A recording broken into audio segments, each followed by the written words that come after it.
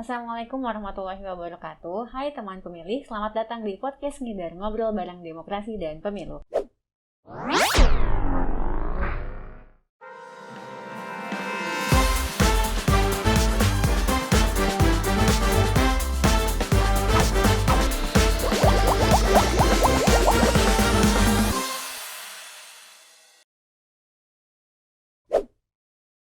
Podcast yang dikelola oleh KPU Kepulauan Seribu ini nantinya akan membahas seputar pemilu secara general maupun spesifik tentang hal-hal yang terjadi di Kepulauan Seribu selama masa tahapan pemilu berlangsung. Perkenalkan, saya Mia Resta yang akan memandu jalannya sesi ngobrol-ngobrol pada episode podcast Ngidar kali ini. Nah, sebelum kita masuk pembahasan, saya mau ngingetin untuk jangan lupa like dan komen video ini serta subscribe channel YouTube KPU Kepulauan Seribu ya. Baiklah, langsung aja saya perkenalkan narasumber pada episode podcast Ngidar kali ini. Bersama kita telah hadir Bapak Muammar Qaddafi MAP selaku Komisioner KPU Kepulauan Seribu yang membawahi atau sebagai Ketua Divisi Sosialisasi Pendidikan Pemilih, Partisipasi Masyarakat dan SDM. Selamat siang Pak. Selamat siang, hai teman pemilih. Apa kabar Pak? Alhamdulillah baik Mbak Mia. Alhamdulillah. Terima kasih atas kesempatannya sudah hadir di episode kali ini. Mumpung udah ada Pak Qaddafi nih selaku Ketua Divisi Sosialisasi Pendidikan Pemilih dan Partisipasi Masyarakat serta SDM ya Pak. Langsung aja nih kita kupas tuntas seputar Sosdiklik dan Parmas ya Pak. Nah sebenarnya sosialisasi pendidikan pemilih dan partisipasi masyarakat itu apa sih Pak kalau di tupoksinya kalau di KPU itu sendiri? Iya, jadi sosialisasi pendidikan pemilih dan partisipasi masyarakat itu ya terdapat perbedaan definisi ya menurut PKPU 10/2018 tentang sosialisasi pendidikan pemilih dan partisipasi masyarakat dalam pemilu. Sosialisasi adalah penyampaian informasi kepada masyarakat terkait tahapan dan program pemilu ya. Sementara pendidikan pemilih adalah penyampaian informasi kepada pemilih ya terkait dengan pengetahuan, pemahaman dan kesadaran pemilu ya kepada pemilih. Gitu. Nah, partisipasi masyarakat sendiri ya, Mbak Mia, adalah keterlibatan ya masyarakat dalam proses penyelenggaraan pemilu, gitu ya. Jadi tiga hal ini ketiganya sangat penting gitu ya bagi pemilu di Indonesia. Berarti kalau sesuai sama PKPU yang sudah disebutkan oleh Pak Qaddafi tadi, boleh dibilang nih kalau divisi Sosdiklik dan Parmas nih jantungnya pemilu ya Pak pada saat tahapan pemilu berlangsung? Iya, banyak yang katakan bahwa sosialisasi dan pendidikan pemilih ini dan partisipasi masyarakat adalah corongnya KPU ya dalam mensosialisasikan seluruh tahapan kepemiluan, tahapan pemilu ya. Artinya semua tahapan pemilu kita yang mensosialisasikan ya, kepada masyarakat sedapat mungkin atau semaksimal mungkin agar masyarakat baik itu pemilih, peserta pemilu ya, penyelenggara pemilu lainnya dan stakeholder lainnya itu memahami dan mengetahui terkait tahapan dan program yang dilakukan oleh KPU gitu ya. Baik. Nah, kalau misalnya ngomong-ngomong soal bentuk kegiatan, kira-kira kalau misalnya di KPU sendiri bentuk sosialisasi pendidikan pemilih dan partisipasi masyarakat yang udah dilakuin sama KPU Kepulauan Seribu saat tahapan pemilu 2019 kemarin itu apa aja ya Pak? Iya, kalau sosialisasi kalau dulu kita sosialisasi biasanya selalu menggunakan metode tatap muka gitu ya. Sosialisasi pendidikan pemilih gitu ya sebelum zamannya medsos ya. Tapi sekarang kita punya inovasi sendiri ya. Kita punya terobosan bahwa sosialisasi dan pendidikan pemilih itu tidak hanya melalui pertemuan tatap muka ya, apalagi di saat pandemi seperti ini ya, kita mungkin ya lebih banyak melakukan sosialisasi dan pendidikan pemilih secara daring ya atau dalam jaringan ya. Jadi kita melakukan sosialisasi selain tatap muka juga lewat media sosial ya, media massa, terus kemudian juga lewat aplikasi-aplikasi ya, misalnya seperti Zoom, Google Meet dan lain sebagainya gitu ya. Jadi sosialisasi dan pendidikan pemilih terus kita lakukan ya meskipun saat pandemi ya. Jadi kita termasuk saat ini ya melalui podcast ini ya kita melakukan sosialisasi kepada pemilih melalui channel YouTube KPU Kepulauan Seribu gitu. Baik, berarti walaupun sedang dalam tidak masa kampanye ya, atau walaupun ibaratnya masih tahun 2024 ya nanti kita akan menjalani pemilu, tapi KPU sendiri tetap menjalani sosialisasi ya Pak, meskipun belum pemilu. Iya, kita melakukan sosialisasi secara berkelanjutan ya, artinya kita melakukan sosialisasi di setiap siklus pemilu ya, baik itu pra-election, election maupun post-election, kita melakukan sosialisasi ya, jadi tidak sebatas hanya pada saat tahapan pemilu ya Mbak Mia. Jadi kita melakukan sosialisasi dari tahun ke tahun ya, dari bulan ke bulan kita terus melakukan sosialisasi gitu. Baik. Nah, kalau misalnya kondisi sendiri nih Pak, kondisi partisipasi masyarakat di Kepulauan Seribu sendiri nih pas pemilu 2019 kemarin tuh kayak gimana ya Pak? Ya, kalau kondisi partisipasi masyarakat ya, atau peran serta masyarakat di Kepulauan Seribu ini cukup baik sekali. Biasanya kan kita mengukur partisipasi masyarakat itu dari partisipasi pemilih ya, pemilih yang datang ke TPS pada saat hari pemungutan suara, coblosan. Nah, dari pemilu ke pemilu Pulau Seribu ini selalu partisipasi pemilihnya paling tinggi ya di antara kota-kota lain se-DKI Jakarta gitu ya. Jadi kita rata-rata 82% ya. Ya, dari pemilu 2019 sendiri kita mendapatkan angka partisipasi pemilih sebesar 82%. Itu tertinggi dari kota-kota lainnya di DKI Jakarta dan melebihi ambang batas partisipasi pemilih yang ditentukan oleh KPU RI, yakni 77,5% gitu Mbak. Baik, jadi walaupun Kepulauan Seribu ini wilayah geografisnya beda sama daratan yang ada di Jakarta, tapi ternyata partisipasi pemilihnya malah tertinggi ya Pak di DKI Jakarta sebesar 82%. Nah, jadi sudah menjadi tradisi kita dari pemilu Pulau Seribu selalu tertinggi partisipasi pemilihnya ya. Karena kita setiap tahapan selalu melibatkan partisipasi masyarakat ya, baik itu dari mulai tahapan sosialisasi, sosialisasi tahapan dan program, kampanye, pemutakhiran data pemilih gitu ya. Kita selalu melibatkan partisipasi masyarakat, baik itu pemilih, peserta pemilu, media massa gitu ya, pemerintah dan stakeholder lainnya gitu. Jadi pelibatan masyarakat atau partisipasi masyarakat bukan hanya diukur atau bukan hanya dibutuhkan pada saat pemungutan suara ya gitu ya, tapi kita melibatkan partisipasi masyarakat untuk semua tahapan pemilu ya, dari mulai sosialisasi tahapan dan program sampai hasil pemilunya gitu ya. Hasil pemilu kita informasikan kepada masyarakat seintensif mungkin ya, seluas mungkin gitu. Berarti kalau misalnya saya lihat dari partisipasi masyarakat ini kan tertinggi ya Pak. Berarti saat melakukan sosialisasi tuh antusiasme dari masyarakat sendiri tuh cukup baik ya Pak? Iya. Alhamdulillah selama ini terutama saat pemilu 2019 ya, masyarakat Kepulauan Seribu sangat antusias ya mengikuti sosialisasi dan program yang dilaksanakan oleh KPU Kepulauan Seribu ya.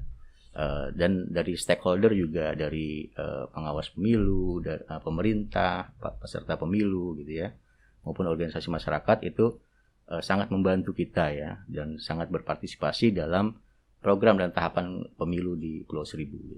Jadi baik dari masyarakatnya, dari stakeholdernya itu bersinergi ya untuk menyukseskan si pemilu 2019 pada saat 2019 kemarin. Nah, kalau misalnya suka duka sendiri nih Pak, sebagai Kepulauan Seribu ini kan sebagai wilayah di DKI Jakarta yang punya wilayah geografisnya berbeda ya sama daratan.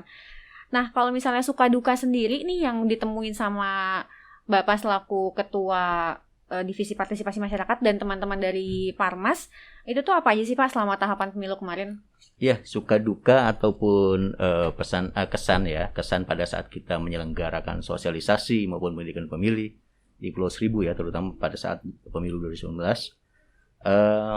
itu saat momen kita melakukan sosialisasi ke daerah terjauh ya atau terluar di Pulau Seribu, Pulau Sebira, dan pengeboran minyak di Pulau Pabelokan ya. Jadi kita ke sana itu tidak bisa tiap hari ya, jadi kita harus menyesuaikan dengan jadwal kapalnya, dan terutama kondisi cuaca ya, di sana kita tidak bisa memprediksi ya. Kadang kita berangkat itu cuaca tenang gitu kan, ombak tenang, tapi ketika pulangnya itu bisa jadi ombak sedang besar gitu ya. Jadi kalau ke Pulau Pabelokan itu kita naik kapalnya ikut kapal para pekerja ya, kapal yang membawa para pekerja karyawan Pertamina, PHI OSES ya. Kita ke sana dari pelabuhan Kalijabat Ancol ya. Nah, kemudian di sana kita melakukan sosialisasi selama 3 hari, Mbak Mia ya. 3 hari karena kita juga nggak bisa langsung pulang ya. Hari ini berangkat, besoknya nggak bisa langsung pulang karena kita harus menyesuaikan jadwal. Jadi setelah 3 hari baru kita dapat kapal pulang gitu ya. Mungkin pula Sabira ya, Pulau Sabira, kita dan teman-teman melakukan sosialisasi di sana, mengikuti jadwal. Kadang kita juga sampai meminjam kapal pemerintah gitu ya, minjam kapal pemerintah kabupaten untuk melakukan sosialisasi di sana. Dan kadang pulangnya juga kita harus menyesuaikan dengan kondisi cuaca gitu ya. Jadi tapi alhamdulillah berkat kerja keras dan sosialisasi kita secara bersungguh-sungguh dan sangat intensif ke sana, ya hasil yang kita dapatkan yaitu partisipasi pemilih yang tinggi gitu kan kita dapatkan. Oke Pak, berarti cukup banyak effort yang harus dikeluarkan oleh teman-teman KPU Kepulauan Seribu sendiri ya terkait sosialisasi bahkan sampai sampai hari H pemilihan umum berlangsung. Nah, tadi ada hal yang menarik sih Pak yang saya dengar soal pemungutan suara, sosialisasi dan pemungutan suara di Pertamina OSES itu ya Pak. Nah, kalau misalnya boleh cerita sedikit nggak sih Pak, gimana sih proses sosialisasi sampai akhirnya pemungutan suara di sana? Karena kan posisinya jauh dan medannya juga luar biasa berat. Itu gimana Pak kemarin teman-teman dari KPU Kepulauan Seribu sendiri ngejalaninnya? Kemarin memang ada momen ya pada saat menjelang pemungutan suara, beberapa hari menjelang pemungutan suara, kita diuji oleh adanya beberapa KPPS yang mengundurkan diri ya terutama yang ditugaskan di Pertamina OSES ya di pengeboran minyak lepas pantai ya, tapi akhirnya kita meminta bantuan kepada pemerintah, lurah, camat, bupati ya, untuk membantu kita mencarikan pengganti KPPS yang mengundurkan diri ya. Alhamdulillah berkat perjuangan kita dan koordinasi kita kepada semua pihak ya, secara sungguh-sungguh menjelang 2 hari menjelang pemungutan suara kita mendapatkan pengganti KPPS yang akan kita kirim ke Pertamina dan TPS yang ada di pengeboran minyak lepas pantai. Ya, pengeboran minyak lepas pantai ini yang katanya adalah salah satu TPS termahal di Indonesia ya, karena kita menjangkaunya juga petugas ad hoc, petugas KPPS kita menjangkaunya dengan beberapa menggunakan helikopter juga gitu ya, selain kapal juga helikopter gitu. Gitu, Cukup berbeda ya, dan maksudnya hal ini tuh nggak kita temuin di daerah wilayah DKI Jakarta lainnya, bahkan mungkin di Pulau Jawa, karena yang punya TPS di tengah laut di daerah offshore tuh kayaknya cuma Kepulauan Seribu aja deh. Iya, memang kita punya karakteristik wilayah yang berbeda ya dari kota lainnya. Walaupun memang pemilih kita sedikit ya, tidak sebanyak kota-kota lain di DKI Jakarta. Nah, itu namun tugas kita tidak kalah sulitnya ya dengan mereka ya, karena geografis kita adalah laut terpisah-pisah dengan pulau-pulau, dengan pulau lain itu terpisah, satu pulau dan pulau yang terpisah ya. Kita juga sangat sering terkendala cuaca ya, karena kita juga mengalami cuaca ekstrim ya pada saat melakukan sosialisasi atau mendirikan pemilih ya gitu. Namun kita tidak boleh menyerah ya gitu. Karena apa yang kita lakukan dengan sungguh-sungguh pasti hasilnya akan baik ya. Ada pepatah yang mengatakan bahwa laut yang tenang tidak akan melahirkan pelaut-pelaut yang ulung ya. Saya kira ini sangat relevan sekali dengan kondisi penyelenggara pemilu Kepulauan Seribu ya. Artinya tidak ada penyelenggara yang hebat dari kalau tidak ada tantangan dan hambatan yang dilaluinya gitu. Baik. Saya cukup tertarik sama moto tadi ya Pak, moto dari teman-teman KPU Kepulauan Seribu sendiri, berarti ya tidak ada pelaut yang hebat lahir dari laut yang tenang ya. Berarti emang mentalnya diuji juga, fisiknya diuji juga. Gimana caranya teman-teman dari KPU Kepulauan Seribu ini untuk menjalankan sosialisasi dan lain sebagainya, dikejar waktu juga. Ya memang kondisi geografis kita menguji kita terutama penyelenggara pemilu ya, KPU Kepulauan Seribu, baik komisioner maupun sekretariat, staf-staf PNS dan non-PNS, untuk menguji sejauh mana kita bekerja di bawah tekanan ya. Jadi kalau kita menjadi penyelenggara pemilu itu memang kita harus siap bekerja di bawah tekanan ya. Artinya kondisi apapun kita harus lalui dan kita harus selesaikan segala persoalan dengan baik gitu. Baik, akhirnya dengan effort yang luar biasa yang udah dilakukan sama KPU Kepulauan Seribu akhirnya membuahkan hasil ya Pak. Tadi balik lagi ke mendapatkan partisipasi pemilih yang cukup tinggi, bahkan di atas ambang batas yang udah ditentukan oleh KPU RI, yaitu 82%. Wah, keren banget nih KPU Kepulauan Seribu. Oke Pak, baik. Mungkin terakhir dari saya nih yang saya mau tanyain, kira-kira apa sih pesan-pesan atau harapan Bapak selaku Ketua Divisi Partisipasi Masyarakat di KPU Kepulauan Seribu untuk masyarakat, khususnya masyarakat Kepulauan Seribu sendiri? Ya, harapan saya kepada masyarakat Kepulauan Seribu ya, terkait dengan partisipasi masyarakat, mari kita kawal ya setiap pemilu ataupun pemilihan yang diselenggarakan di Kepulauan Seribu ya, baik itu tahapan pendataan atau pemutakhiran pemilih, pemungutan suara, rekapitulasi ya, dan yang tahapan lainnya ya. Artinya dari awal tahapan sampai akhir-akhir itu kita harus kawal dan harus berpartisipasi ya. Dan yang kedua, mari untuk para pemilih di Kepulauan Seribu ya, warga Pulau Seribu, mari kita menjadi pemilih yang cerdas, yang pemilih yang tidak mudah dibeli suaranya gitu ya. Artinya hak pilih adalah hak konstitusional kita ya. Jadi jangan mau dibeli berapapun harganya ya, karena yang menentukan masa depan kita adalah mereka yang akan kita pilih ya. Calon presiden, wakil presiden, calon anggota DPR, calon anggota DPD, calon anggota DPRD, itulah yang menentukan nasib kita, nasib bangsa kita 5 tahun ke depan ya. Ini mereka yang membuat kebijakan, membuat peraturan, DPR membuat undang-undang, DPRD membuat perda ya, DPD dan wakil presiden itu mereka menentukan nasib kita 5 tahun ke depan. Ya, artinya mari kita memilih sesuai dengan hati nurani kita dan ikuti rekam jejak mereka gitu ya. Artinya mari kita memilih calon ataupun partai yang terbaik ya di antara yang baik gitu. Baik, tadi sudah disampaikan ya pesan-pesan dari Pak Kadafi tuh, pokoknya untuk semua pemilih jangan mau dibeli berapapun suaranya.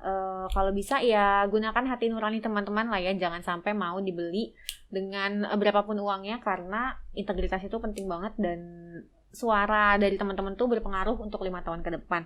Kalau saya simpulin sedikit nih hasil dari diskusi di podcast episode kali ini, ternyata divisi sosialisasi, pendidikan pemilih dan partisipasi masyarakat serta SDM di KPU sendiri tuh cukup penting ya, atau dia tuh sebagai jantungnya saat tahapan pemilu berlangsung. Bahkan sebelum pemilu berlangsung pun dari teman-teman divisi partisipasi masyarakat Sosdikli dan partisipasi masyarakat ini juga udah bekerja keras untuk akhirnya mensosialisasikan hal-hal yang berhubungan dengan pemilu, supaya nantinya ketika tahapan berlangsung masyarakatnya udah nggak kaget nih, maksudnya oh selama ini kita udah dapat nih ilmu-ilmu tentang pemilu atau pengetahuan tentang pemilu, jadi ketika tahapan berlangsung ya udah akhirnya teman-teman tinggal mengikuti prosesnya saja seperti itu. Nah terus udah kita dengerin juga tadi cerita tentang berapa effortnya nih KPU Kepulauan Seribu sendiri untuk menjalankan proses sosialisasi dan lain sebagainya. Tapi effort tersebut akhirnya terbayar pada pemilu 2019 karena tingkat partisipasi pemilih di Kepulauan Seribu itu mencapai 82%, bahkan lebih tinggi dari ambang batas yang ditentukan oleh KPU RI. Keren banget untuk teman-teman dari Parmas. Juga mungkin teman-teman dari KPU Kepulauan Seribu sendiri yang udah keren banget kerjasamanya selama tahapan pemilu 2019 berlangsung. Sebelum saya tutup, izinkan saya mau pantun dikit nih ya Pak. Ya, silakan Mbak Mia. Jalan-jalan ke Merbabu, jangan lupa membeli pepaya. Halo semua masyarakat Kepulauan Seribu, ditunggu partisipasinya ya saat pemilu. Cakep. Gitu aja paling dari saya. Saya ucapkan sebelumnya terima kasih kepada Pak Kadafi sudah meluangkan waktunya pada kesempatan siang hari ini untuk menjawab pertanyaan-pertanyaan seputar sosialisasi, pendidikan pemilih, dan partisipasi masyarakat. Nah teman pemilih, demikian podcast Ngider pada episode kali ini. Makasih banyak buat yang udah nonton. Kita sampai ketemu di podcast Ngider di episode selanjutnya. Oh ya, buat teman pemilu jangan lupa untuk like dan komen video-video yang ada di channel YouTube-nya KPU Kepulauan Seribu dan jangan lupa subscribe ya.